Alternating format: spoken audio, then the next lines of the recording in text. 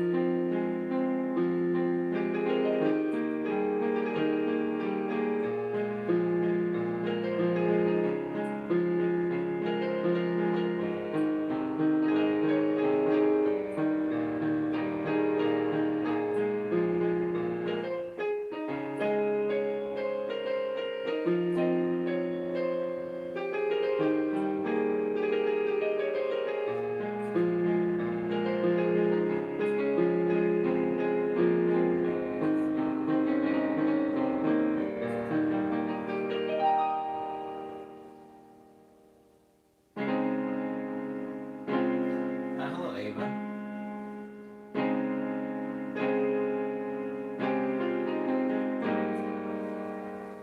I'm in Arizona right now. I have to do some stuff to fix my car. I have to fix my car, and then when I fix my car, I can get back home. But in the meantime, I'm doing a remote stream again. I'm glad you had a productive weekend, though.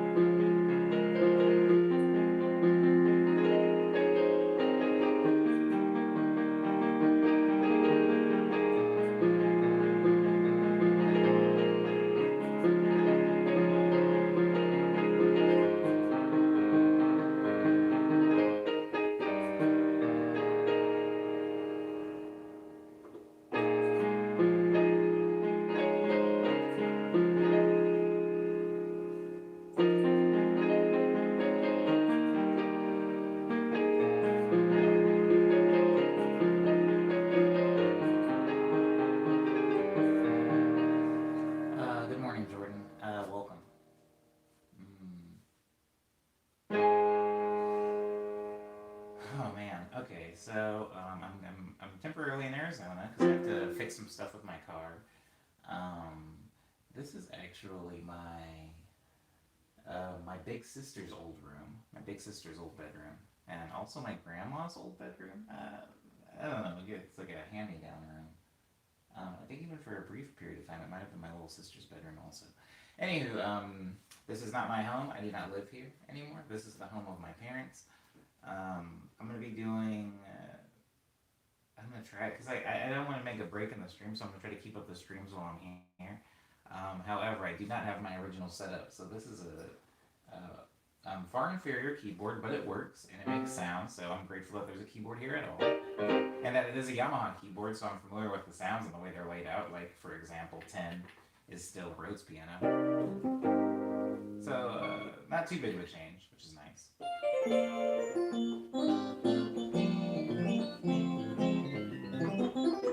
But there's definitely no weighted keys, and so that has been a task. How was the drive? The drive was okay. The drive's not that bad, really. Like, Phoenix and Los Angeles aren't too far. It's like, for example, I don't have to fill up at all on gas. Like, I can put gas in my car at home in LA, and I can make it out here. And I've been driving around town too for a couple of days and still haven't had to fill up.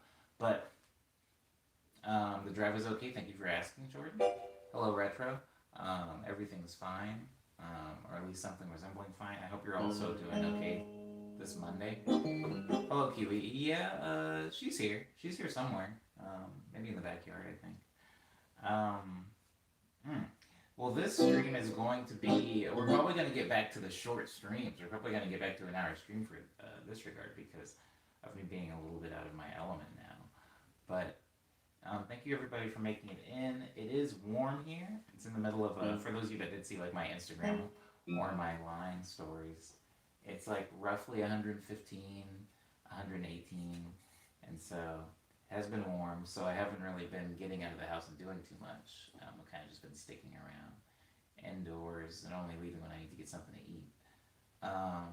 No, this is not my old room. I must have said it right before you came in, Cutie. This is my, it's a lot of people's old room, but it's just not mine personally.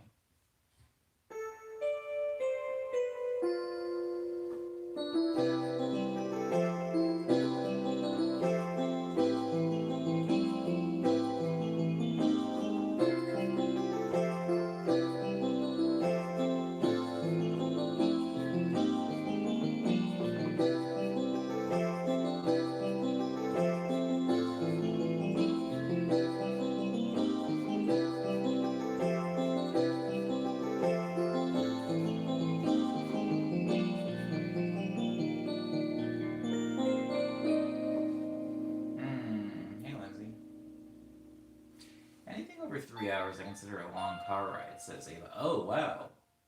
Don't like being stuck in a car. I've done a 14-hour ride so far. It's my longest. I'd say that resembles my longest, too. I went from Seattle to Portland and then around into Twin Falls, Idaho, and then... Wait, was it Twin Falls? Yeah, into Twin Falls, Idaho, and then I also went into Vegas. I think Vegas was the final destination. It was about 14, 16 hours. I think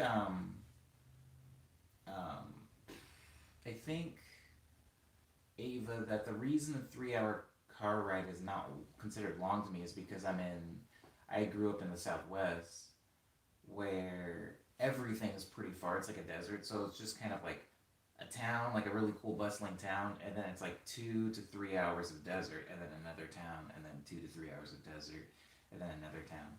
And so long, like car rides at that length don't really bother me so much. Now, I do not like being in a car for a very long time. I can agree with you there, Eva. Even the 5 hours, like kind of, it just like, I'm tall, so like my legs, I just feel really cramped in a car, so I need to get up and walk around, but I would consider a long car ride if I have. I guess this is like maybe a poor judge because it depends on the car you're in.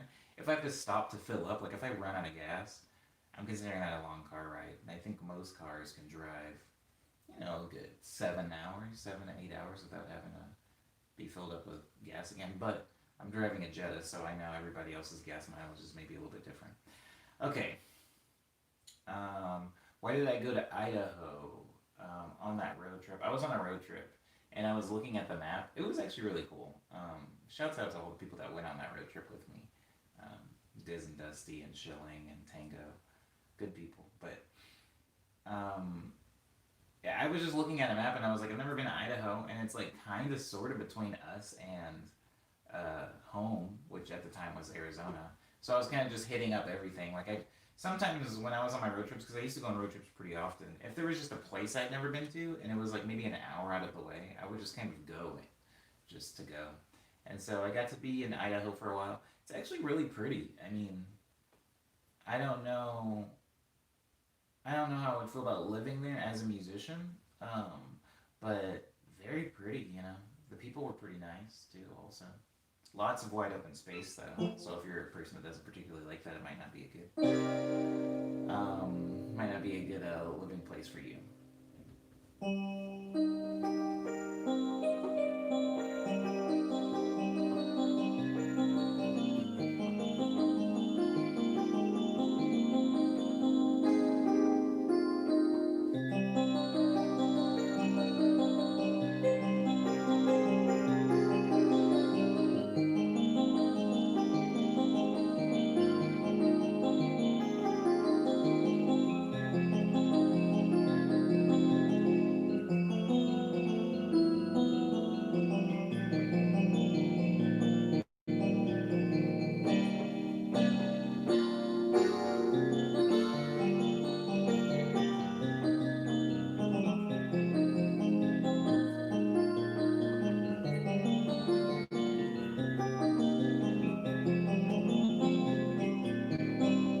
I don't know much about that state as a whole. Idaho, it's okay.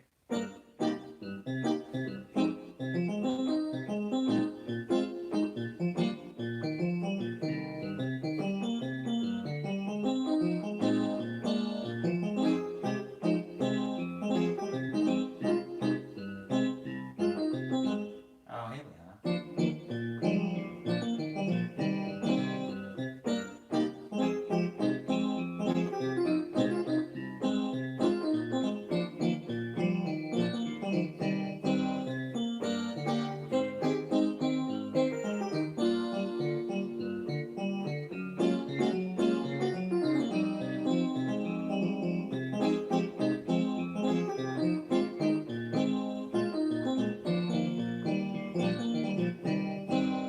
You know what's funny? Oh my god, ugh, it almost hurts. But Ava, in a recent stream, we were talking about weighted keys versus velocity sensitive keys versus just keyboard keys. And I was talking about how weighted keys, like you can't reach under them, um, but they don't have that like wiggle. And then we talked about velocity sensitive keys where it's like if you hit the key harder, it'll be a louder note, but if you hit it softer, it'll be a quiet note, even though there is no actual physicality to the weight of the keys. And these keys, no matter how soft you hit them, it's a one it's a one sound, it's a one volume that's going to come out of this, even if I try to play as softly as possible. It's like it's this huge sound. Oh my goodness. And that is something. That is something. Um, that makes playing more difficult. For me. My brother moved to Idaho for a year over a girl. That was a good one, says Kiwi. Never move anywhere ever for a girl, says Omni. But look at me. You don't want to end up like me. Lindsay, I have made a date in Eden for Thursday at 6 p.m. Oh, okay. So this, sorry, I just have to say this to Lindsay really, really quick. Lindsay, when you came into that big tree trunk where I was sitting at that table talking to those random people, and one of them was only speaking Japanese, and I was like muddling through Japanese to speak to them, it was because I was making an Eden date with them. So I'm gonna I'm gonna go do Eden again at 6 p.m. on Thursday because at the time where I was talking, I forgot how to say Friday in Japanese. So I was just like, Mokyobi. And so we're doing it Thursday. Anyways, this is a change of locale. Glad you made it safely. Yes, Cyber, I am safe. A little warm, but I am safe. Thank you. I hope you're doing okay, Cyber.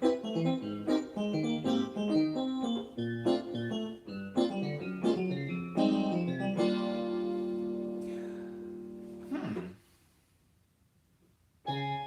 Ooh. This song's not gonna sound good without like dynamics, but I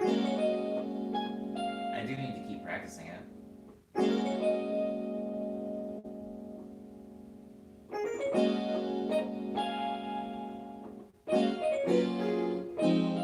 It was actually really funny, Lindsay, because I mean, obviously you've been playing Sky for a while, so there's a lot of people in the game. There's a lot of Japanese people in the game, and Like you can leave comments on things, and if they get likes, you'll get hearts. And I just start leaving comments in Japanese now, and that's the only way I can get likes on stuff. Or like when anybody like likes my thing, now I just default to speaking Japanese to them, and like 7 times out of 10, I'm right, and they'll respond in Japanese. I don't know where the English speakers are in that game, but um, I mean, I'm glad. I guess it just happens to be another language that I can muddle around in. It would suck if it were like everybody spoke Swedish or something. I don't know any of that. Diz, we're in a different place. Diz, I'm in Arizona right now. That is the reason for the different angle, different setting, different keyboard. Hmm. The game I was talking about was Sky, Ava. Good morning, Jesse. Okay.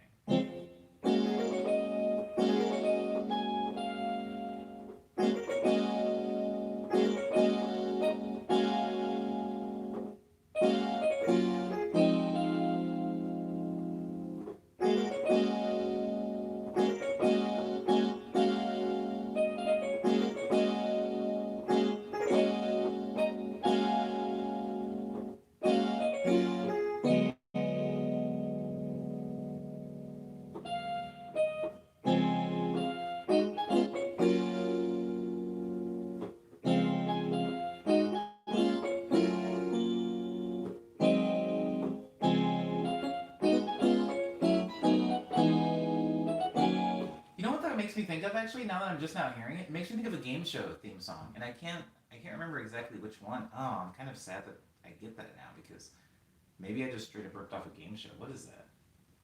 It makes me think of what's the Price is Right themes? Oh, I guess I can't hear you guys, so even if you hummed it, I wouldn't know. Um, um,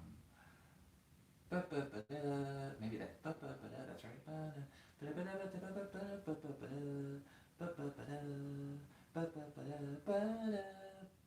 Why do I like that song so much? Not that I'm humming it, doesn't sound so great, but the dun dun dun dun dun dun dun dun dun is like a different key.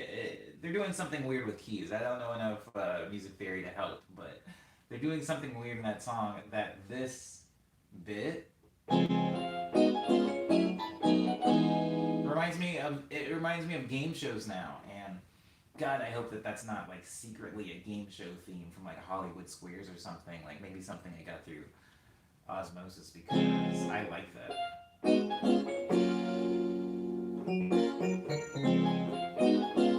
It sounds so much like a freaking game show.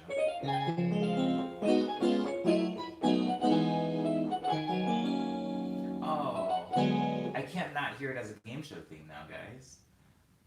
Oh, you hear it now too, Lindsay. Isn't that? Oh, no.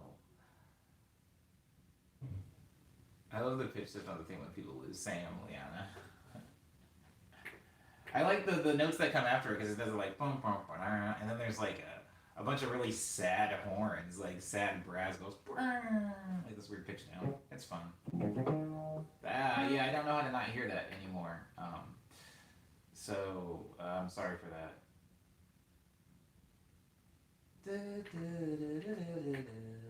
It's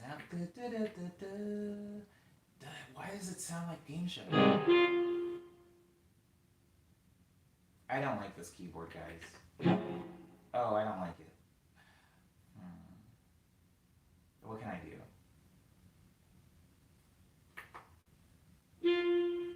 Oh, that did nothing. What can I do? How can I make myself love you?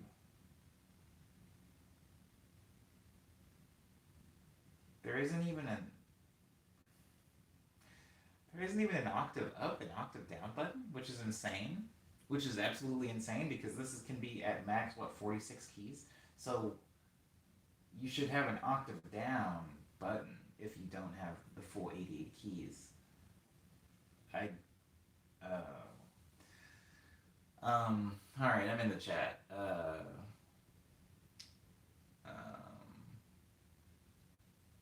Oh,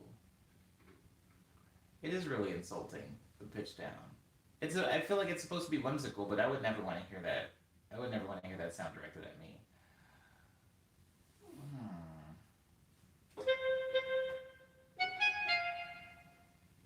That's insane.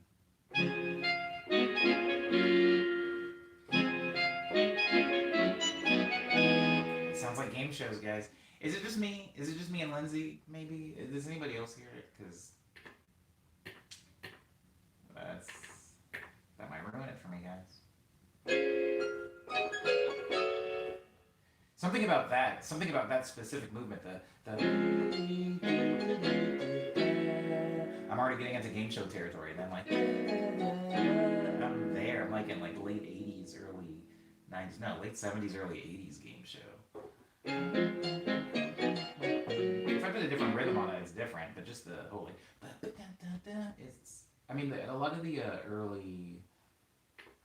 I would say that a lot of that early like dating, the dating show, the dating game, the Newlywed Game. A lot of those game shows had these themes that I guess were jazzy in at their core, but there was a very specific quality to them. That's actually interesting. I wonder what that was, genre-wise, like what that genre was before game shows, before it was attributed to game shows. If that was a thing, like if I hear if I hear like the Price is Right theme song, I think of like show tunes, I guess, but I don't know. If anybody has any insight on that, I'm very open to it. I want to know. It would be a theme for a game show where you get to know the chat. Oh, Lindsay, don't give me ideas. Don't give me ideas. Remember, because that was a thing. I remember when I had my I forget what I called it when I was asking people in the chat questions.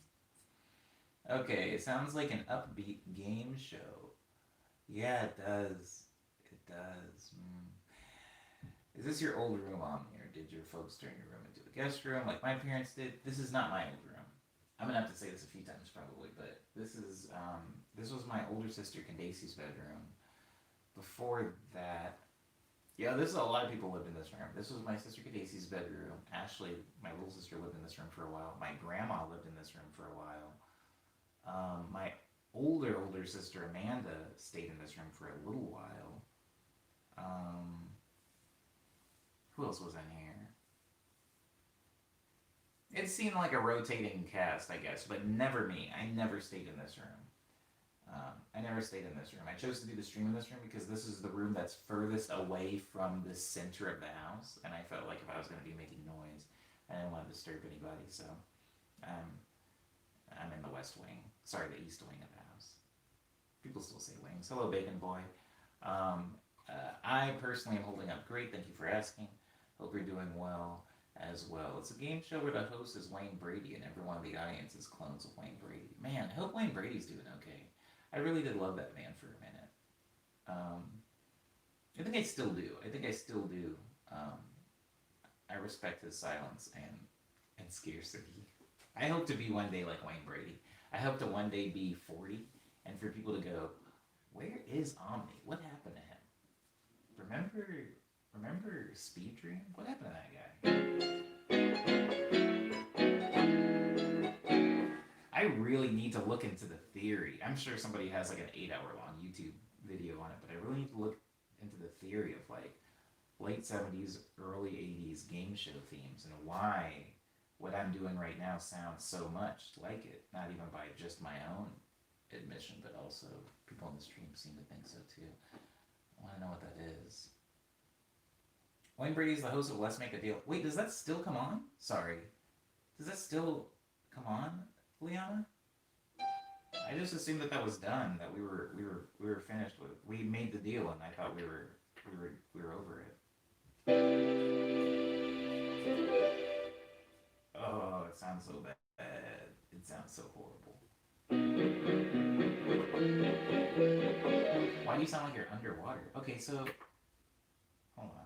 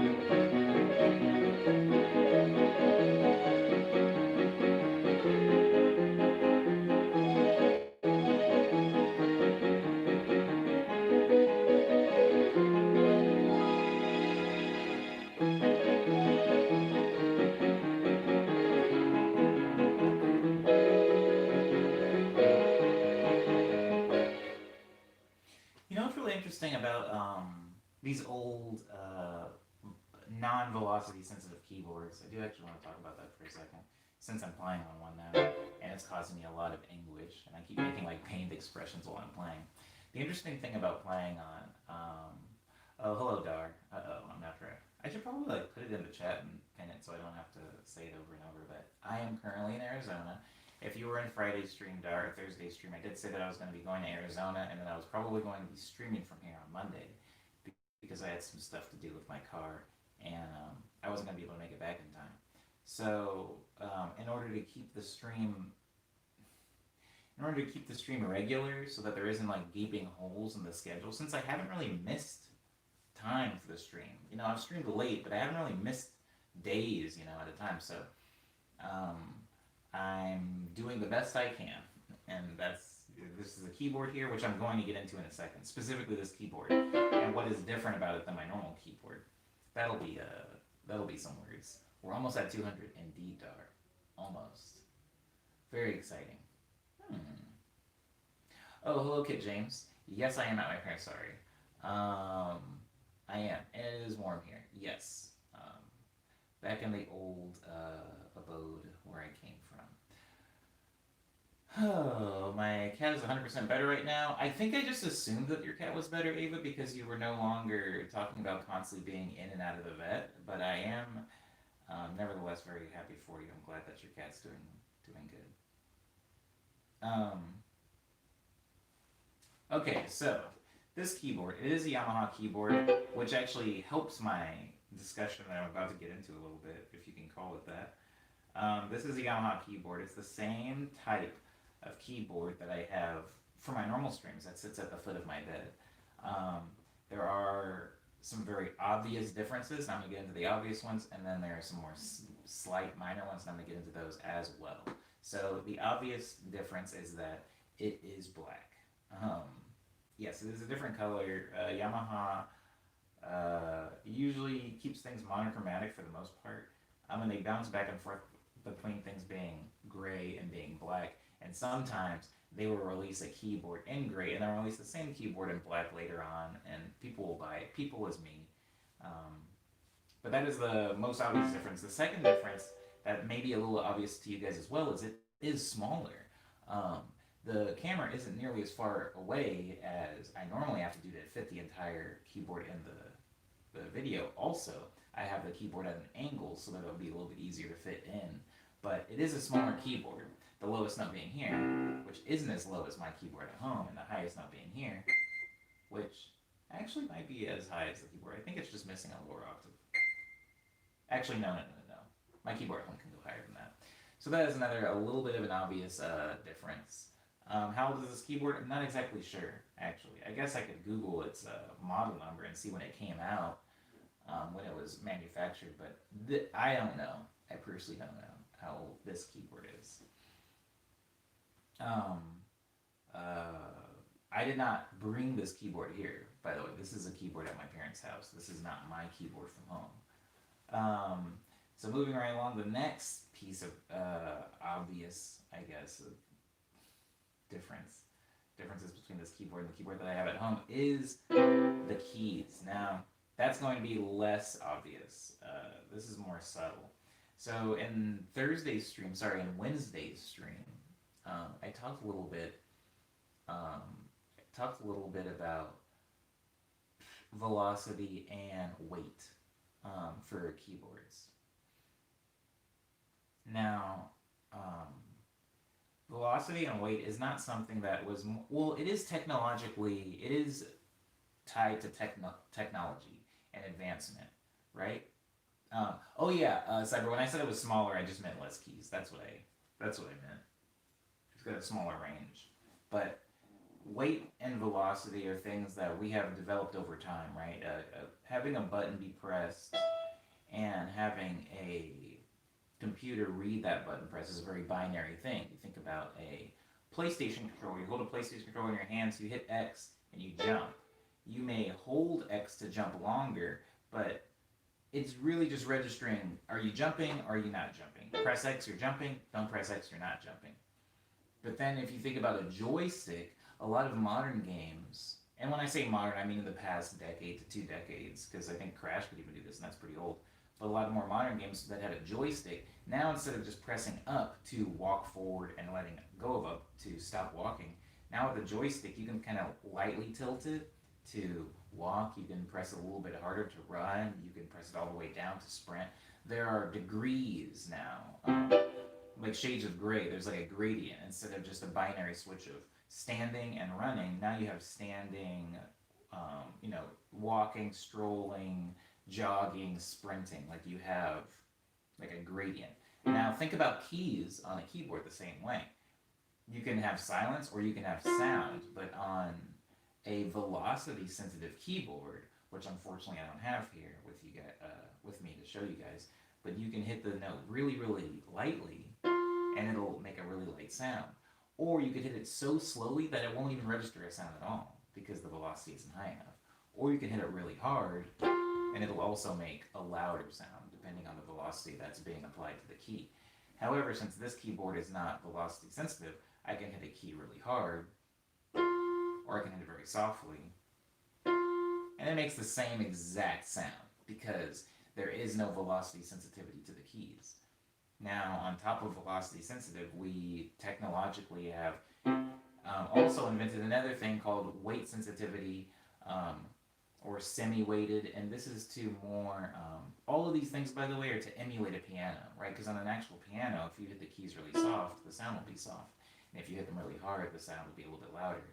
And also on an actual analog piano, since you hitting the keys on a piano, it's not sending a signal to a computer, right? You hitting the keys on a piano is actually pulling a lever that has a little wooden hammer attached to it. In case anybody on the stream hasn't looked inside of a piano, it's actually really interesting. I recommend looking inside one, but pressing down on a key pulls a little wooden hammer that goes up and it hits several strings, not just one string, it hits like 2 or 3 strings.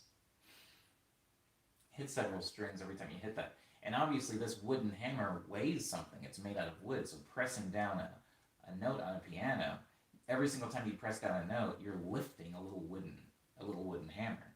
Obviously a keyboard does not have the same engineering going into it. It's more of like a computer signal. It's like a microchip. So what they started doing with keyboards is putting in simulations inside of like physical simulation to make the keys feel weighted, to make it feel like you were actually triggering a wooden hammer. And that's why the keyboard in my room has both weighted keys and velocity sensitivity. So it really, at the time, closely resembles or emulates the feel of an actual piano. Still doesn't really replace or substitute. It's still no substitute for a piano, but we're talking about how technology has tried to ape analog things, actual tools in the real world. And those are a few of the differences between this keyboard that exists in my parents' home and the keyboard that I usually stream on for the morning medleys that is at the foot of my bed. However, this is the type of keyboard that I started playing keys on, right? I didn't have an actual piano in the home, nor did I have the money to just blow on like an $800 to $1,200 keyboard that has weighted keys and velocity sensitivity. Hello, Black Miko Sammy. Hello, Alpha. Welcome back to the stream, everybody. But yes, I didn't grow up playing on the thing that you guys normally see me on. I normally played something like this. This was like the first type of keyboard that I hit. And something really interesting is that I played on keyboards like this for years before I actually got to touch a real piano. Also before I got to play on a keyboard that had weighted keys. And one of the like funny things now looking back is I actually didn't like weighted keys and I didn't like playing on a piano because I had gotten so used to playing on things like this that one, I had gotten used to even temperament, right? Even temperament. All right, congratulations, Steve Alpha, by the way. Yeah, I'm home and thinking like when you go to the doctor and hit your knee. Yeah. It's very similar, Kiwi. Very similar. But that actually never happened to me, by the way. The doctor didn't do that to me. The whole like reflex thing. At least not when I was old enough to like retain memory. But something I got really accustomed to when learning how to play keyboards is something called even temperament. Even temperament, when playing piano, if I play, it's something that happens a lot in MIDI, but I'm not going to get too much into that because this is not a production stream and you might not understand when I try to explain the MIDI. So if I play an excerpt from a song, like um, like Liminality.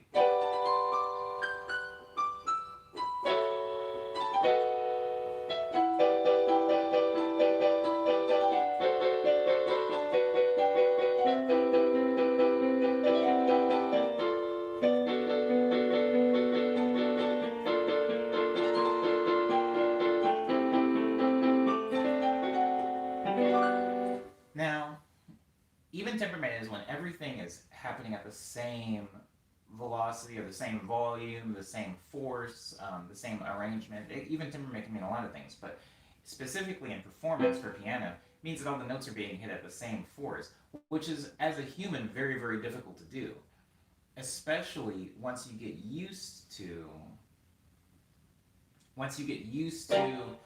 why hitting things at a different velocity or a different force is important.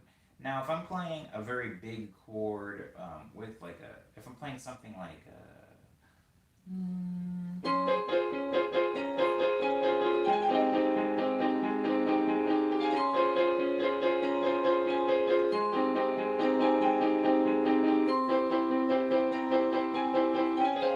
now, to me, as I'm playing that right now, the right hand, the melody, is getting drowned out a little bit. It's subtle, but it is happening by the chords. And the reason for that is because if I'm playing piano and I want and you guys, if you ever play piano, you will just do this as a human. You'll naturally do it. When you want something to be more heard, you'll either play it harder or you'll play the notes around it quieter. You know, there are a lot of times in my songs where I'll slow down and I'll play the chords maybe a little bit softer when I want to bring attention to the lead. On something like this, that's impossible, right? Because you can't play anything soft. Playing anything even dropping like a feather on these keys is going to make the same volume as slamming down on it. So there's no way to control dynamics in music.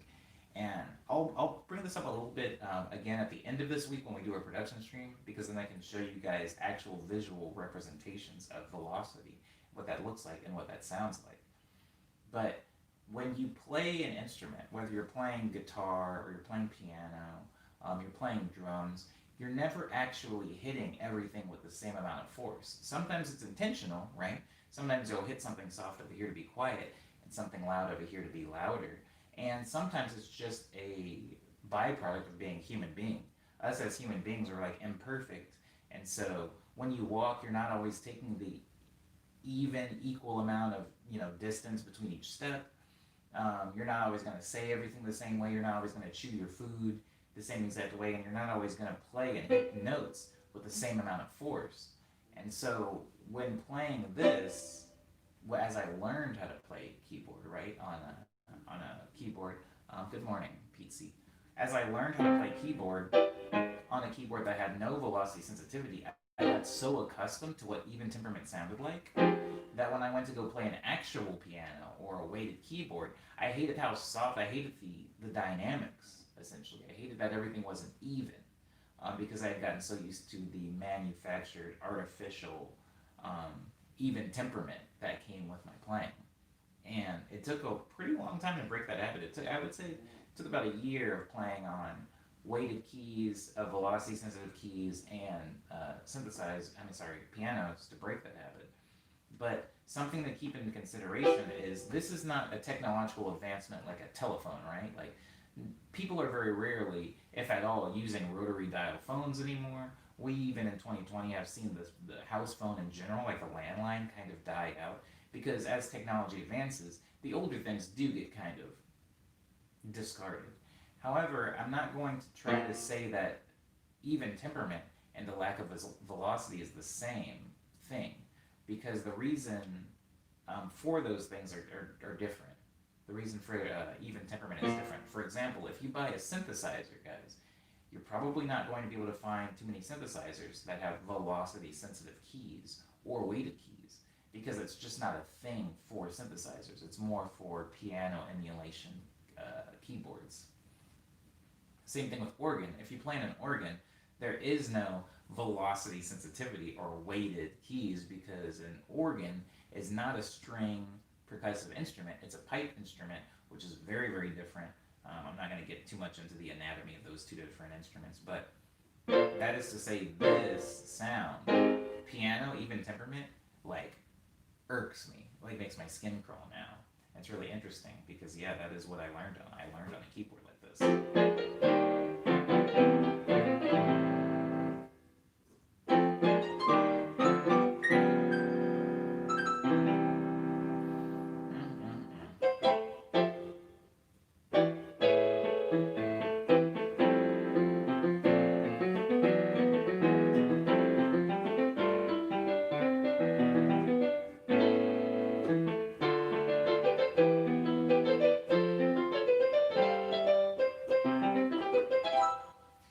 Chibi Lucy says, good morning, Chibi Lucy. Liana says the only time it's annoying to not have a house phone, second phone, is when you're home alone and you need to find your cell.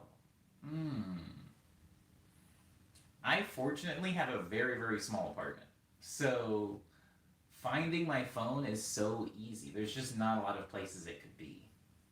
And I also don't have like a lot of stuff. It's really easy to like look underneath all my stuff. The few times that I've truly misplaced my phone and was not able to find it for several minutes is when I had mistakenly, much like my wallet or keys, taken off my pants and not taking my phone out of my wallet. I mean my pocket, and then thrown my pants in like dirty clothes or something like that.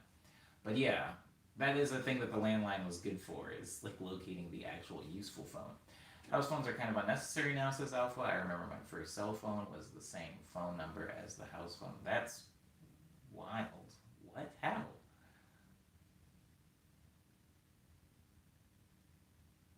Hmm.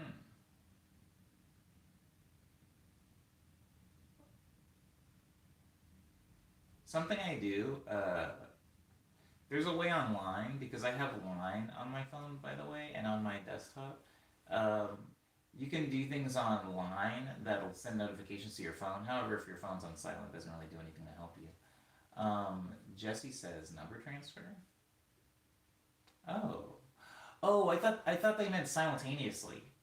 If you mean like you just transferred one number to another one, I guess that doesn't. That's not that wild for me. My first cell phone was the same number as the house phone. I guess I just thought you had both somehow at the same time. But I do know how to do number transfers. Okay. All right. All right. I gotta stay sharp. I don't want to really want to play, but I gotta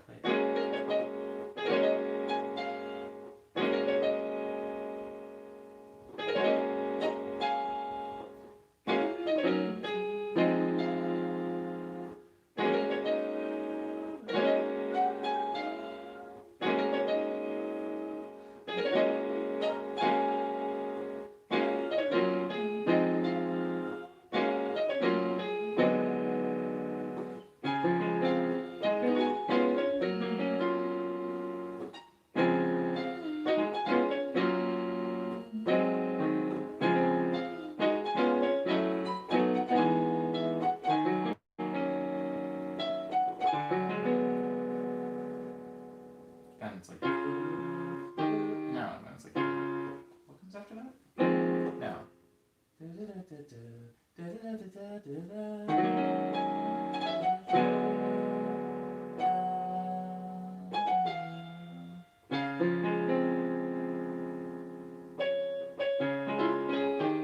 Oh wow, that loses all of its magic with no velocity.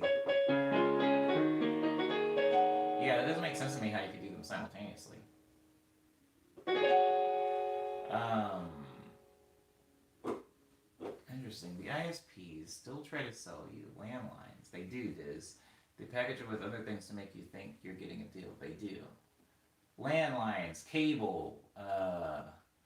What else are they gonna give me? Yeah, I feel like everybody's trying to like lump everything together that I don't really need when I just need one thing. Hello, Allison. People also think I need TV. I feel like anytime I try to get anything, whether it's like cell phone stuff or it's internet stuff, they're like, yo, you want direct TV? You want the TV package? It's like, fool, I don't watch TV. I got like freaking Samsung TV. What do you want? Like the fact that we have Samsung TV, Netflix, Hulu, Disney Plus, HBO Max, within Samsung TV, like Pluto TV. Like I don't know for TV anymore. Gotta be honest. I don't know who's paying for cable and why. I just realized how bad cable is this vacant boy. I'm not trying to dunk on cable. Like if you love cable and you have it, that's cool. I personally do not understand how it's worth the money because it's not cheap, and I don't know who's actually taking advantage of all those channels. Which, if we're being fair, 80% of are just trash. Okay, back when I was 19, some dudes I had a falling out with. No, some dude I had a fallout with, would call me like 3 in the morning to harass me. So glad they stopped. That's good news that they stopped. Cable can be fun. I just don't think those channels are worth it. I mean, a lot of things can be fun, but like sometimes we're talking like $60 a month, and I'm like, $60 a month. It's got to be a lot more than fun. Like you gotta, I don't know what you gotta do, but it's gotta be more than fun. It's gotta be amazing. $60 a month is what I pay for all of my internet, which I wish it was cheaper, but $60 a month is my internet, and it's like, yeah, with my internet, I'm doing a lot on that. I'm doing my stream, I'm playing video games, I'm watching my TV, I'm like doing a bunch of stuff. But for just TV, come on now. It was $200 a month, which is ridiculous. They were talking about DirecTV. Yeah, that's hilarious. I just think the channels. I mean, you guys know me. I feel like we know each other pretty well. Um, Before I go, Atlanta Snowfall came on. Word up! No. There's a lot of good shows on cable. Let me chill. There's a lot of good shows on cable. I think I'm just saying, per my personal habits, I don't watch channels. I just don't watch channels. Technically, there's a channel on my TV at home called Asian Crush, and I do watch that.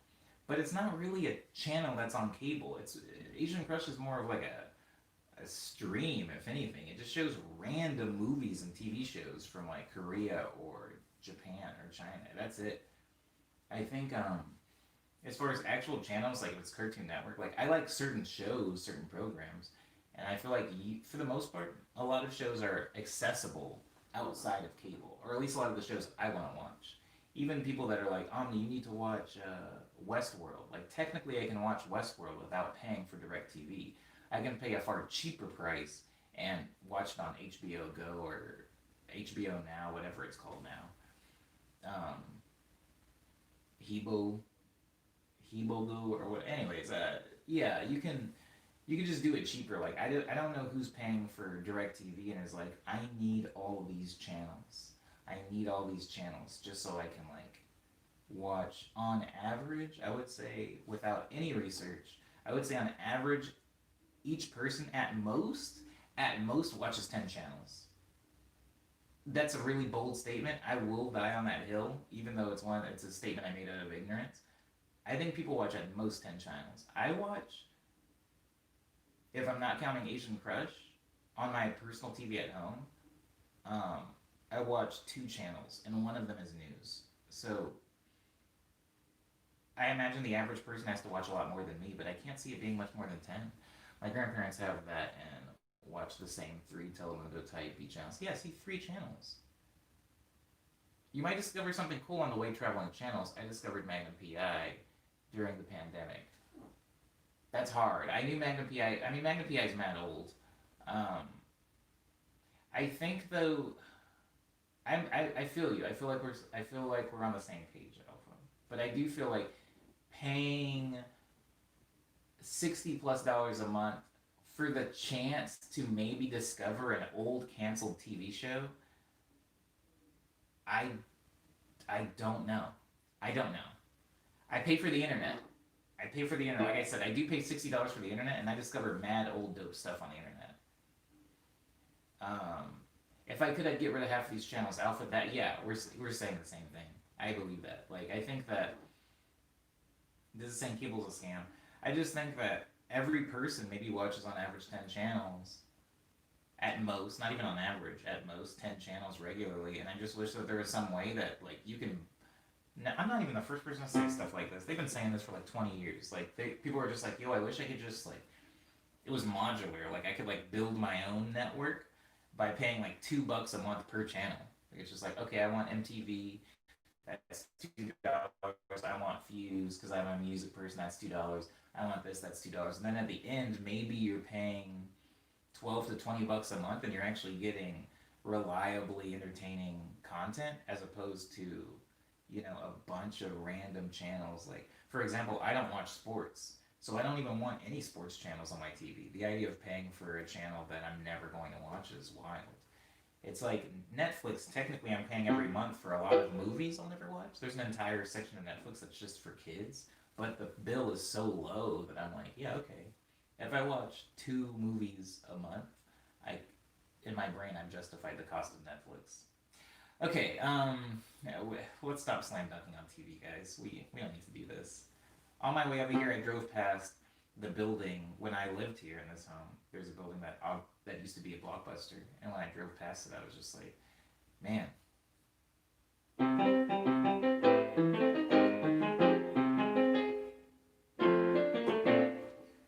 How much money? How much money? How much money? That's the one question about the Blockbuster. Okay, Alpha says, screw sports. My dad will visit me and my mom at our place and watch wrestling sometimes. I know wrestling is sports. But if I'm actually okay with wrestling. When I say okay with, I don't watch it. But I think if somebody's like a big like WWE fan, I'm like, that's chill. Like I don't mind because I used to watch wrestling as a kid. I did not, however, used to watch sports as a kid. Hamza says hello. Hi Hamza, how you doing? You staying safe? You staying safe and happy this week? Now that we're in August and I paid all my bills. Something about paying your rent, by the way, when you're not at home, feels like you're being robbed. Like I got on my laptop this morning, I paid the rent, I paid the gas bill, I paid the electricity, I paid the cable bill, I paid all these things that I'm currently not able to access, and it felt wrong. Anywho, but I'm doing it at least, guys. I'm doing it. Remember when I got in trouble 3 years ago because I was on tour and I was like, I just forgot to pay my rent because I wasn't living there technically. I was like away for like 3 weeks and I got home to like a warning of eviction. And I was like, oh yeah, I have to pay for this place even though I'm not here. It was really stupid. I don't know what I was thinking, but that's not happening anymore. I'm past that. I'm good. I'm good now. We never into it as much as my dad. Was never into it as much as my dad, says Alpha. It's like sports fan fiction. Yeah. I'm not that into it, but sports fanfic is really funny. Okay. I haven't played a comprehensive piece since I started. Somebody tell me a piece.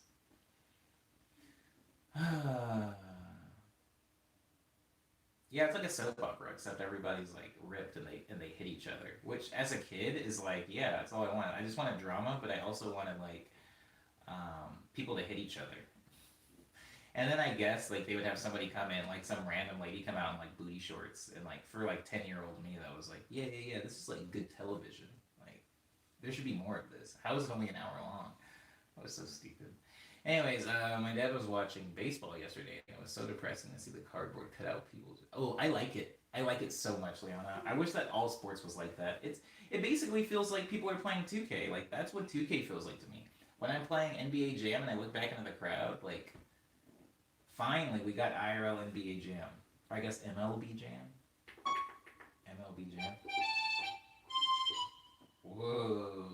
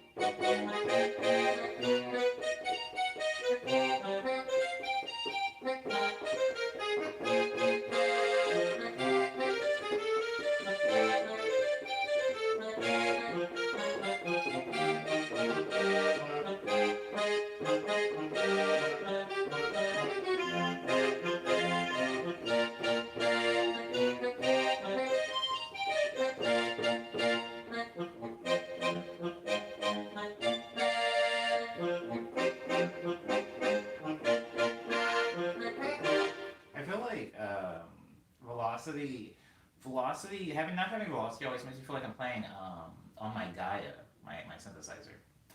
Anywho, oh, you're welcome, Lindsay. My sister took us to see it live in January, and some girl got the expletive beaten out of her live. It was crazy. Oh, are you talking about wrestling? Word. Oh, that's sick. Why? How come? Sport video game bother me. I don't get the culture either. Ooh, I get the culture, Alpha, but we can talk about 2K and 2K Bros very soon because there are a lot of black people in the 2K in the 2K Bro fandom, I guess. So a lot of like a lot of my people, like a lot of my guys, a lot of like my childhood friends, a lot of like my family is like super super into 2K, and that's like they literally have a PlayStation for 2K. Like games with plots don't exist, and what here's what I think, and this isn't shots. This is just me making an assessment. There's no venom here. There's no vitriol. I think that it is like a weird. Oh, let me back up. I'm saying the word weird. I think that it's a form of wish fulfillment. I think that a lot of those people. I'm speaking about my people, my friends that are 2K heads. I think a lot of them look at sports and they admire and look up to like actual ballers, like actual NBA people, actual athletes. And I think a small part of them, whether it's subconscious or conscious, does want that. Like they want to be that, or they want to be the coach, or they want to be in some way related to that. They like look at LeBron win a championship and they're like, yeah, and they feel some way like, oh, that's my guy and he won. But somehow being able to press buttons to control those people, it like makes it that much more real. I think that that's what it is. Um, I honestly think that's what it is. I think it's like a lot of the gun bros that like love like Modern Warfare and stuff like that. I think it is like it makes them feel good, like makes them feel cool. Like I'm a baller now. Look, that's me, and it's not you. It's Kevin Durant, but that's okay. I mean, it's not even really Kevin Durant, right? It's just a bunch of polygons. This says, Omni, after learning the difference between keyboards, I feel this keyboard is doing you a disservice. Ugh, I love you, Diz. I love you, Diz, because one, yeah, it's doing me a disservice, but also I love that there is like a narrative here where maybe you didn't know the difference between keyboards all the time, and now after learning, you can even hear and see the difference in the expressive. Like I can't express how I feel. Like when I want to go into the like really soft and like dulcet tones of Liminality, like I can't do it. It's nasty.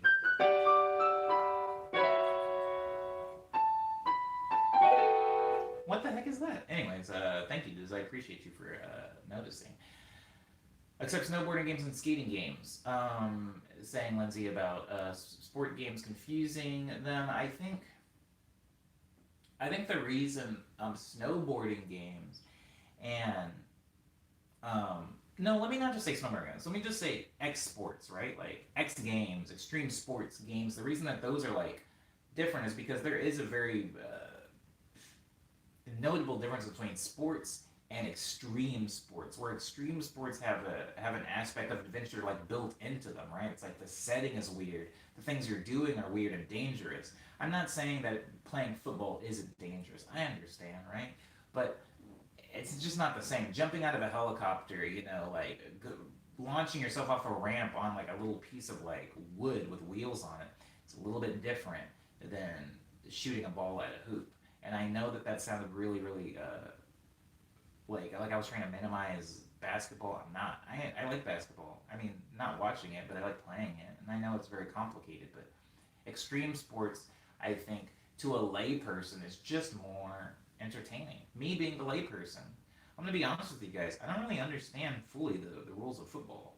I know there's a certain amount of downs before a touchdown, and I know that if you kick it, I know that like if you kick it, it's different points. It's like worth a different amount of points. Weird arbitrary numbers. I think kicking it in is worth like less points than making a touchdown. But if you make a touchdown, you kick immediately. Obviously, I don't understand the rules very well. But I think anybody that looks at a person fly off a ramp and do a backflip on a bike and land, they can look at that and go, oh, wow, impressive. But you might see something really impressive in golf and not really know, because you don't know what a bogey is, or a birdie, or a par, or whatever. Anyways, like double something? There's like a double something, double bogey, double birdie, or something like that. Anyway, I'm a fan of sports and I get that, says Diz, but I don't understand why we are all collectively losing our minds because we aren't able to watch a guy throw a ball during quarantine. Ultimately, it is just games, and there are more important things going on. Diz, people need to be entertained.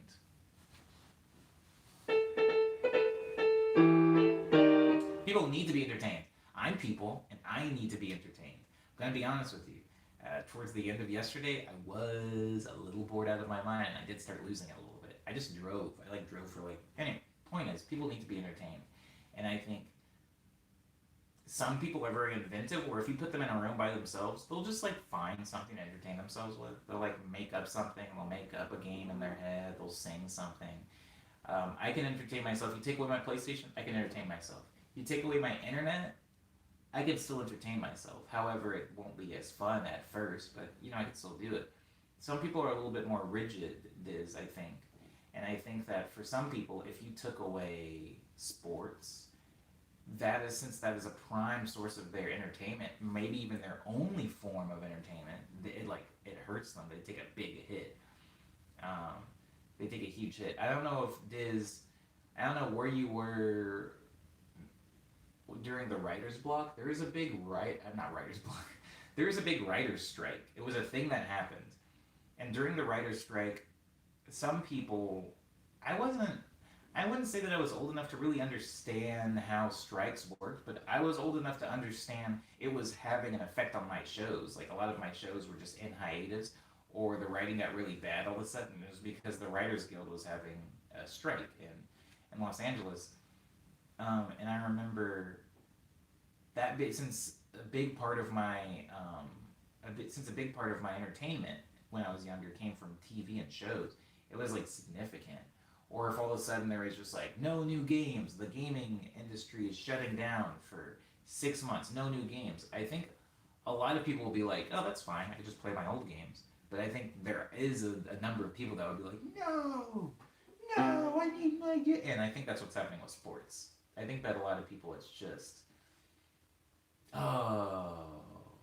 they can't do it. Alpha says, Omni, do you think people can function without cell phones in 2020? Well, yeah, I think a lot of people do function without cell phones in 2020. Not everybody has a cell phone, Alpha. And those people function just fine. Even me, a lot of times, when I go up into, the mountains, sometimes you guys have seen those pictures that I'll take out in the mountains.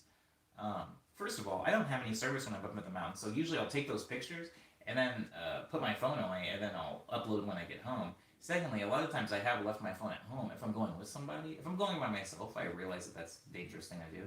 But if I'm going with somebody, I'll leave my phone at home, just because I'm not as married to my phone, especially during quarantine, as I was, in previous years. But I think that there are a lot of people, Alpha, that, if they lose their phone for an hour, they'll freak out. I know, because I was one of those people for a pretty long time. Partially because of social interaction, but also because of career stuff. I felt like I always need to be working or making a video for something, or checking Twitter or Instagram, thinking of something funny to say or something cool to post. And I think eventually I just got burnt out, which is why Alpha, my Instagram has been cobwebs for the past 2 months. I don't know how long it's been, but I haven't made posts in a pretty long time. I think a lot of people think that they can't function with other cell phones, but I think if it's like a muscle, right? If you lose your cell phone, or you don't have cell phone privileges or whatever, I want to have enough faith in people to believe that they could eventually get to a place of happiness and entertainment without a cell phone. Just because I've done that. I've been oh, I think I'm just going to get off social media, or I'm going to leave my phone at home today, and then I'll get on a bus and I'll just go really far. And at first it is a little aggravating, but then eventually you just kind of you're a human being. We've existed longer than cell phones, so you do eventually snap back into who you are and not need it so much. But I think it is very difficult for a lot of people, myself in the past included. If you put this situation, I think if put in the situation, I think more people would be able to cope than we think, says Diz. Kind of mirroring what I'm saying. As a human race, we are more resilient than we. Yeah, okay, so yeah, we're on the same page. Yeah, I think people would just complain, but then they would get over it if there was truly no way they could get a cell phone again. I remember talking to a younger girl, says Alpha, and she'd always be on her phone. Hmm. I do like that this chair reclines. If I'm gonna try to pick positives out of my current setup, that might be the only one, baby.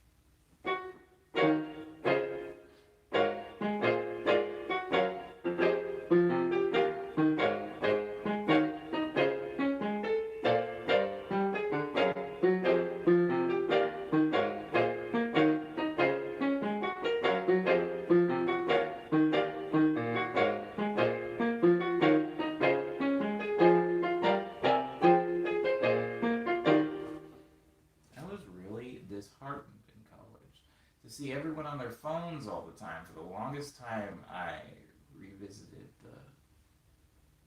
I resisted the lure. Oh, I remember when cell phones didn't exist at Cyber. What a weird time. Here's the thing, Cyber.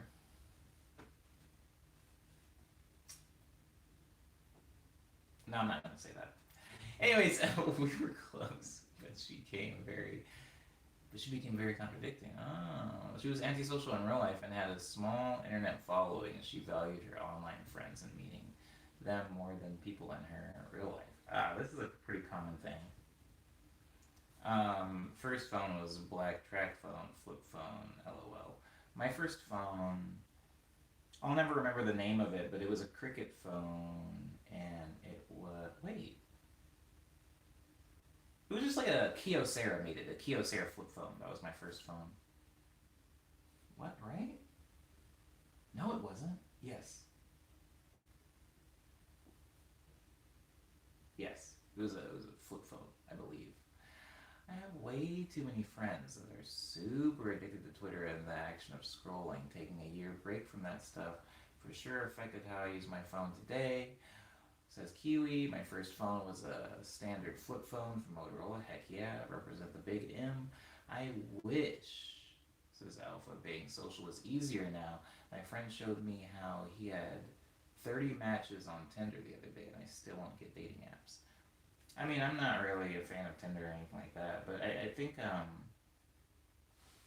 in general, I can remember being okay. So a lot of kids obviously have cell phones now. A lot of kids have smartphones now. I did not have a smartphone when I was a kid. When I was a kid, I remember if I wanted to get a hold of my friends, I had first to ask my friend for their house number, remember that house number, or write it down somewhere, and then ask my mom if I could use the phone, and then I would call my friend's mom and ask if they were there, and then they would pass the phone along to my friend. And then I would get to talk to them for what was usually like not very long, maybe like 10 minutes or 15 minutes before one of us would have to go because somebody else needed to use the phone. That was a phone for the majority of my life. And if a phone rang in the house, I usually didn't answer it. I can remember not being able to answer the phone until I was like, I want to say 10, maybe a little bit older, like 12. That was when I was like old enough to answer the phone. And I could go, hello, who is this? And they would ask for my mom and be like, oh yeah, just a minute. You put the phone down, you go get your mom. That was my entire experience with phones. I think not having a phone, not having a cell phone, created a different type of culture. What am I talking about? Not having a cell phone created a different culture, and a lot of this is seen in Friends. I know Friends gets a really bad rap, but I actually unironically enjoy the show Friends. I have gotten a lot of legit laughs out of it. For a little while in my life, I thought that was going to be my life. I thought I was going to be one of them. I was going to be like a black one.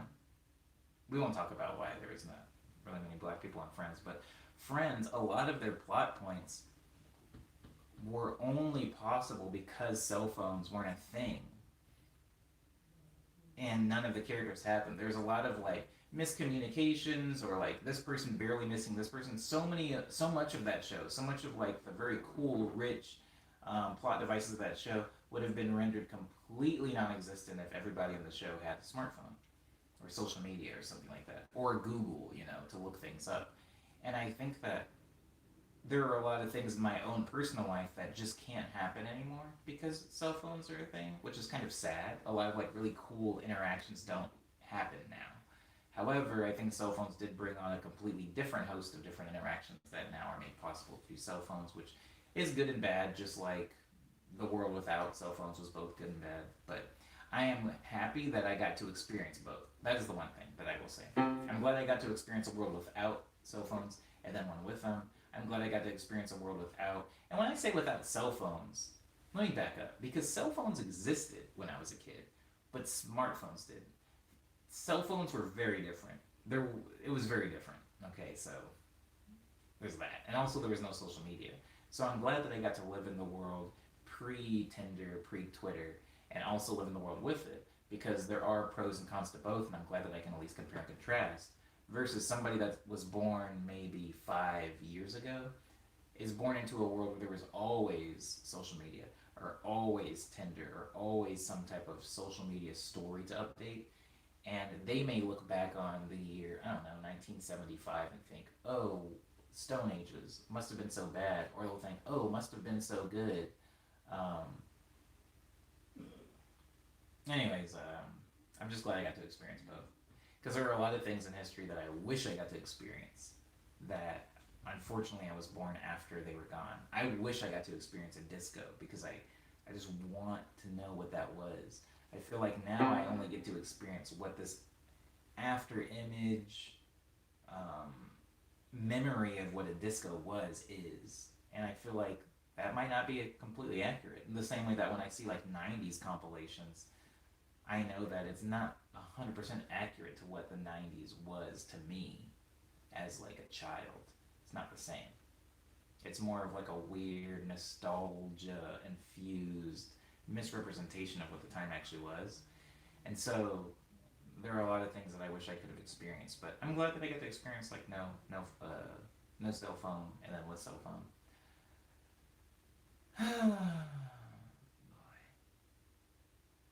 Anyways, I'm legit living in the Tinder revolution, says Alpha. I'm glad I never used the Tinder. It sounds like trash. It's trash, Liana. I asked my dad to do anything, says I think I was born during a cool time, and yeah, like Omni, we got to experience both. Yeah, super, super cool. I think about that all the time, guys. I think about. Oh, here's something. Here's something. I'll say this and then I'll kind of rush and move on because we spent a lot of time here and we are over an hour. But before 9/11, TSA wasn't what it is or existent at all. Like, security at the airport was very lax before 9/11. And that is not something I got to experience as an adult. Like, I didn't get to purchase a ticket and show up at the airport and just walk through where TSA currently is. And so that's one thing that I'm kind of like bummed that I missed.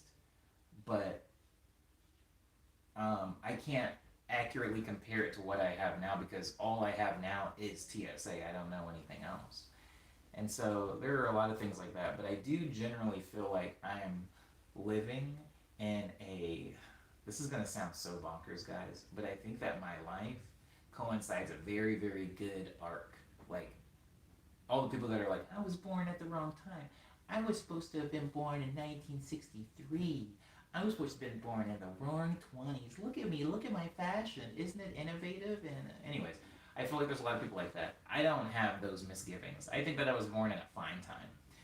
But I also think that even when things get really bad, my life seems to have been, like, at least I was able to experience the time before things got bad, right? Like, there's going to be somebody that, there's like a lot of kids that are, maybe, I don't know, they're preteens or they're just teenagers. They're finally being able to like do things on their own maybe, and then quarantine hit, and now they're like maybe having the worst summer of their lives. And at least I can remember a pre-quarantine world, because even though we talk about like getting back to normal or whatever the quote-unquote new normal is, at least I am old enough to remember what truly what the normal was, like how wild and filthy everybody was, and there was no shame. There was no shame. Okay, what cool is YouTube? No. Oh crap. Oh crap. Oh crap. Oh crap. Oh, I missed it. I missed it, and I can't scroll because I don't have my mouse. I was super young when that happened. I heard you can leave the airport and just walk around your stops if you wanted to, says Alpha. I just wish I was 5 years earlier, born 5 years earlier. Hmm. Where? 9/11 is the first time I heard the word terrorist, says Eddie. Mm. Oh, I would love to talk about that, Eddie, but I'm not going to. I would love to talk about, because, yeah, Eddie, same, actually. Um, I think it was the same, it was the first time a lot of people thought to be afraid of terrorists or thought of terrorists as a thing. It was just kind of like a, terrorists before 9/11 were kind of like, it was like an orc. It was like something that sounded bad, but like you didn't really encounter them because you didn't, so you just didn't really care. But yeah, that just kind of entered our vernacular. Kind of how like even terms now, like social distancing is never something I've ever heard in my entire life, but I can't go anywhere without hearing it now, right? Okay, I feel that so hard. These poor kids of 2020, yeah, poor kids. I feel bad for anybody. I want to say this too because I'm a musician. I do feel bad for anybody who's like just got there, like they finally got their music ready to release, ready to play their first show or something. They're finally ready to tour. They finally have built up enough steam to like really hit a music career hard, and then this happens. And I'm saying music because I'm a musician, but really any entertainment, whether you're a stand-up comedian, you're an actor, any of these things, like I hope for all of those people, and I mean this genuinely, I hope that this doesn't crush them. Look, I hope that they somehow regroup and are able to keep at it, because I do think that if it were in my lap, right? Like if I just moved out to LA, Jesus Christ, like if I just moved out to LA, I was living in my car, right? If I did that today, like this summer in 2020, um, I don't know, right? Like, who's gonna hire me? How am I gonna get an apartment? Like, how am I gonna play shows? How am I gonna network? Like, I don't know how my career goes exactly if I moved out to LA this year. And so I'm grateful that I did it before now. But I just, heart goes out to all the people that really had something set up. Or this was the year that they opened up their first restaurant or something, Because even though things are bad for me in the entertainment industry, I do, if I'm looking at the glass half full, I do benefit from having done a lot of my work before this happened. Anywho, I'm really, really worried for my friends' toddlers just starting to hit that age where they retain memories long term, and this is the world. Yeah, pretty sad, right? Wish I was 30, says Alpha, or like how Ross ran to Rachel at the terminal. Oh, thank you, Liana. I really like that show, guys. Also, I almost specifically brought up Ross when Alpha said that they wished they were 30, because I didn't realize when I was watching Friends that those characters were supposed to be 30 years old. I thought they were like 21. I thought they were like 21, 22. They were 30, so I don't know why I'm saying that. Anyways, yeah, the Ross run of the terminal was dope. I was in high school Spanish class when the towers were attacked. I'll never forget. It was wild, says Cyber. Mm. You were in school. You were in class. You were in class. I was not. Being over here on the West Coast, I was eating breakfast. South by Southwest got canceled right before it was supposed to start, says Alpha. How would life have been if Al Gore won the elections? Christ, okay. That's kind of my situation, says Eddie. I was supposed to finish my big short film with orchestral music, but no. I graduated this year and I feel cheated, to be honest. I feel for you, Eddie. This is not my experience. Like, sure, I had to cancel my tour this year, but not the same. I know that that's not the same, Eddie, and so I hope this all hasn't been too discouraging, um, and that you're able to continue on. There's probably a parallel universe where that happens, says Diz, talking about the parallel universe where Al Gore won the election. Kids were getting snatched out of classrooms left and right by their parents, says Diz.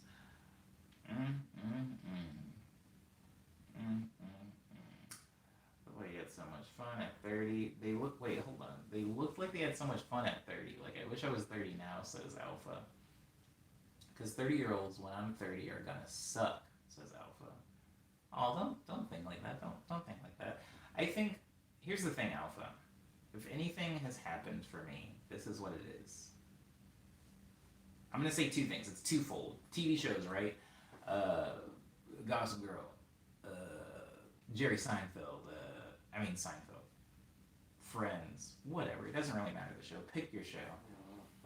I feel like shows are very rarely accurate to how life actually is for that age group or people in that setting, right? So if you look at Saved by the Bell and go like, that's what high school's like, it's not true. That's not what high school's like anywhere, whether you're in California or freaking Salt Lake City, Utah. It's just not what high school's like. And so looking at a show like that, I prepared myself mentally for what I thought high school was going to be. I got there and it was wrong. I'd been lied to and I was sad. So I think that even though the characters in Friends were 30, I don't think that a 30-year-old's life is like that, especially one that lives in Manhattan, because I think that if you live in Manhattan and you're 30 and you have the jobs that they all had, you probably can't have a place that nice. So you're probably living in a way worse place.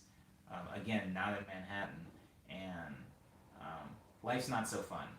And you're not getting into hijinks every day, and you probably don't have time to hang out with your 6 best buddies every day. I think one of the biggest lies of adulthood from any of those shows, for me personally, is that they're always hanging out with their friends. And I never get to see my friends, even before quarantine. It's like we all have lives, jobs, we're busy. And when we do get to see each other, there isn't hijinks. There's rarely hijinks. I think my last hijink? I think it's an X. I don't know if there's a singular for hijinks. Anyways, I'm pretty sure I was like in college age last time I did anything truly wild. I think now my life is pretty tame, and I think it had nothing to do with college. I think it was just ignorance, and when I was a freshman in college, I was ignorant. And I didn't even do anything wild. Like, I did Omni Wild, which is like, oh, I drank way too many Slurpees, and I projectile vomited on the DDR machine. Ha ha ha. Like, I would never do that now. Okay, Alpha says, honestly, it's more of how I work so well with a lot of older people I've met in college, but a lot of younger people and those my age are crazy dysfunctional. Word. Saved by the Bell was good in my opinion. I really like the 80s aesthetics as Bacon Boy. Yeah, it looked cool. Definitely some fodder for Vaporwave kids out there if they know that exists. When I get to college, whenever that's not going to be what it is now, true. College is going to change significantly by the time you get there. None of my schools had lockers, same Kiwi.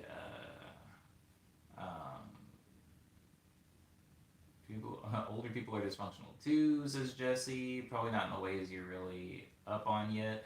Jesse. I wanted to say that, but I didn't want it to come off like sassy in any way. But yeah, like, older people are definitely dysfunctional. I don't need to tell you, Alpha, about my life and my dating life or my friend life. But I would say that at least young people's dysfunction is like, you can fix this. When I say young people, I mean like teenager or like 21. I feel like, you can fix that probably, maybe. But I think that like older people dysfunction is usually like, you can live with that maybe. You can manage. You can cope. Anyways, like, I didn't watch Euphoria, but that show looks really out there. I didn't watch that show either, Eddie. It didn't seem like it was good. So I didn't bother. But I can't say that it's bad because I didn't watch it. It just didn't seem interesting to me. Some schools didn't have lockers, says Diz. Yeah, a lot of schools didn't have lockers. A lot of suburban schools also don't have lockers. For example, no school that I've ever attended has had lockers because you have backpacks and you carry your things in backpacks from class to class. I had lockers in middle school and high school, and they finished building the new campus, says Liana. I'm 30 now, says Jesse, and so many times I'm like, how have you made it this? Oh my God, Jesse. I literally said that, not that same thing but like very similar thing to my mom yesterday, where I was just like, I feel like sometimes I run into people that are like in my same field of life, right? Like, they're my neighbor, they're my coworker, they're my bandmate or whatever, and I'm just looking at them navigate, and I'm thinking, how have you not died? Like, how has planet Earth not just murdered you by this point?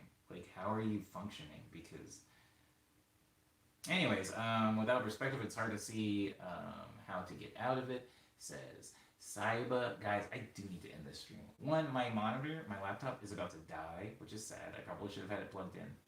Two, these streams cannot be 3 hours long because I'm working on inferior gear and I'm not comfortable. But Jesse, very salient points. Everybody's made some very good, kind of depressing points in the stream today. It hasn't been too much of a cheer me up stream. And I also do need to eat. Outfit is correct. But I do love Friends. And I do love Seinfeld. They just presented a world where adults hang out with their friends every day. And I'm not saying that they don't, but I'm saying that they don't. I'm saying that they don't. And if they do, they need to get their priorities in order, because that's mean. I don't know. Maybe somebody hangs out with their friends every day. If you're an adult in the stream, and when I say adult, I mean like, I guess like 23, 24. Even though technically I know it's 18, I mean like 24. If you're like 24 years old and you still hang out with your friends every day, that's actually really cool. And I'm not judging you. That's cool. Maybe I envy you because I don't get to do that. Word. I think they were the fantasy world that the adults that wrote the shows wanted, to be honest. Whoa. Jesse says, like, you know what your audience, oh my god. Whoa. Oh, wow. Oh, wow.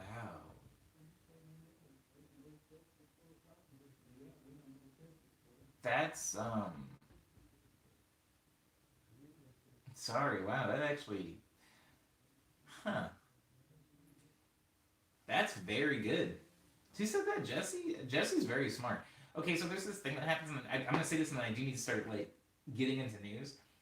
But there's this thing where we grow up, right? And we soak in the things that we believe in, the things we love, the things we want, and then we get old enough to actually make something for people. A lot of that stuff comes out of us. In the same way that when I made Nice Dream as an adult, a lot of, like, anime and video games and wanting to be the hero came out. When I made Love Dream, it was a lot of, like, heartbreak and, like, wanting to be loved, wanting to be noticed came out of those things. And so I was making music for, I knew I was making music for, I was making music for an audience of me's, basically, like an audience of omnis. And I think that is an anime, like it's in American animation too. Like if you watch Steven Universe, it's like, I know who this show is for, and then you look at the person who created Steven Universe and you're like, yeah, I get it. Like you're basically making a show that is you, your life, you're growing up, all the stuff you soaked in, and you're making it for a bunch of people that are like you, and turns out there's a bunch of people that are like you that appreciate that. And I never thought about that in context to live action shows for some reason. To me, it was always video games and like animation, but yeah, that makes perfect sense. It's made by like a bunch of like adults who don't hang out with their friends every day, and they write a show about adults who are hanging out with their friends every day because that's cool and it feels good to look at. Wow. Thanks, Jesse. Yeah, that makes so much sense. Wow. Oh, Christ. It's so loud, guys. There's no way. I guess I can turn the volume thing up, but then it's still even Temperament.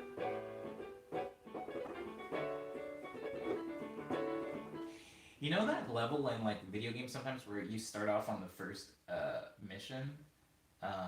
Thank you for the end of stream warning, Cyber. You know when you start off super powerful and then something happens to you and then you're really weak and you're like, oh, I missed all of my bells and whistles. That's what this feels like. I feel like on last week's stream I was like a freaking wizard. I was Gandalf, and now I'm like freaking Harry Potter living under, I don't know, who is it? Dimbo Doubly or whatever. His like stupid adoptive family. Yeah, Harry Potter's trash. I'm not gonna talk about it anymore. I don't like those books. I don't like the movies either. As far as news, guys, I have released 2 bodies of work. One is called Ego Death. The other one is called Quick Breath. They are available on Bandcamp, SoundCloud, Spotify, iTunes, Apple Music, Google Play, Amazon MP3, Tidal, Bird, Deezer, Pandora, Napster, and YouTube. We're We're technically on YouTube right now, although I feel like I'm like in the Stone Age somewhere. I feel like YouTube hasn't been invented because I'm in this room. So we're on YouTube right now. If you want to see any of the videos that I've made, please check them out. I've worked very hard on them. I'm going to be here. As far as news for the stream, guys, I'm probably going to be streaming from this room tomorrow too, because my car, basically, to put you guys in the know on what's happening, I came out to Arizona to pass emissions because emissions differ from state to state. For example, in California, you have to get smog checked because smog is really bad there. In Arizona, you do not. There's a different set of rules. And so I drove out here to do the Arizona test because this is where my car is registered. However, I had a check engine light for a gas cap. So I bought a new gas cap, and they say you have to drive that car for roughly 50 to 100 miles, maybe, before the check engine light will go off, even with a new gas cap. And I said, okay. So I'm basically stranded here until I drive my car so much that the light goes off, and then I can get emissions tested, and then I can go to the DMV and get my registration renewed. And so I'm kind of just stuck here until that happens. So yeah.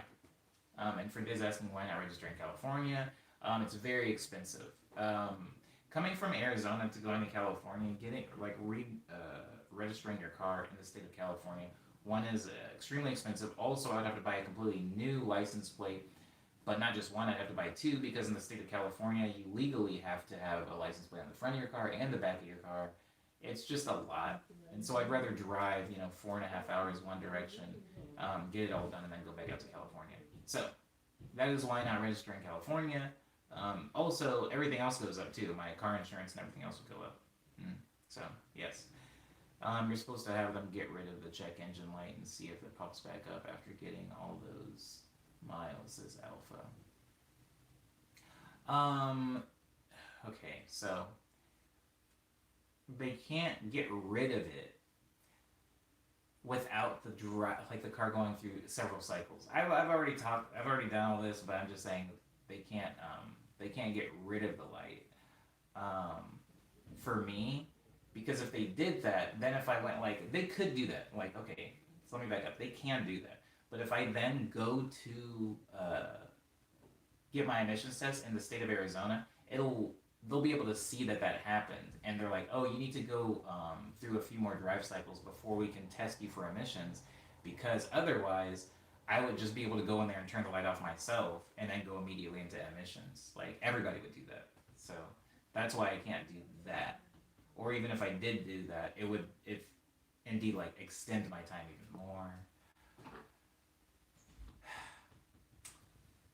So I'm stuck here. I'm stuck here for a little while. It's not ideal, guys. A lot of you don't really know how I feel about Arizona, but if you were just deducing from the fact that I did leave this place to begin with, you could probably tell that I don't like it very much.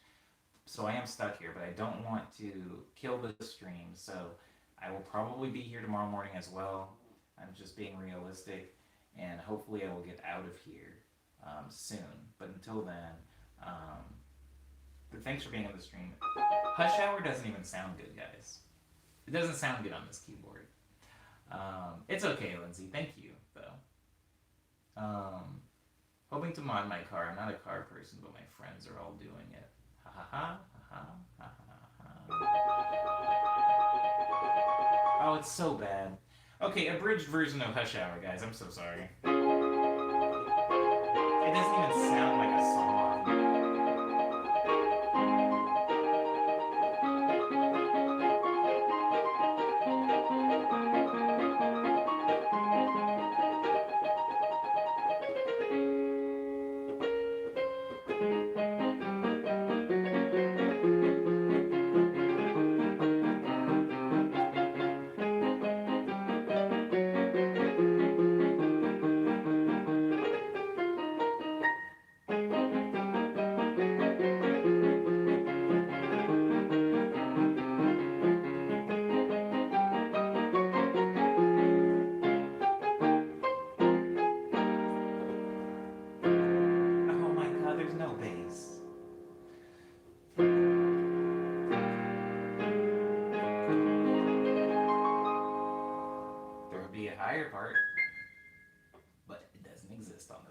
So that's that. thank you everybody for being respectful to me and polite to each other. I apologize for everything, but if I'm looking glass half full, I'm glad that there's a keyboard here and that I was able to keep the stream consistent. And who knows, maybe at stream 200 we'll look back on this and laugh. Or maybe this will just be it from now on, guys. Maybe I'm moving back. Maybe I'm moving back to this horrible desert. It did get pretty cool last night. Okay, thank you, Leanna. Thank you, Chibi Lucy. At least how it's recorded, it sounds like it's off signal. Oh, crap. If I read into that, that could be an insult. Hello, Gabriel. I like the camera change. Hi, Gabriel. I haven't seen you in a while. Yeah, I'm remote. I'm currently in Arizona. But thank you, everybody, again, for being respectful to me and polite to each other. I hope you enjoy the rest of your Monday. I need to go in here and get something to eat because I am dying. Hopefully I'm home by Friday so I can still do the production stream because it would literally be impossible to do one here. Impossible. Abo, everybody.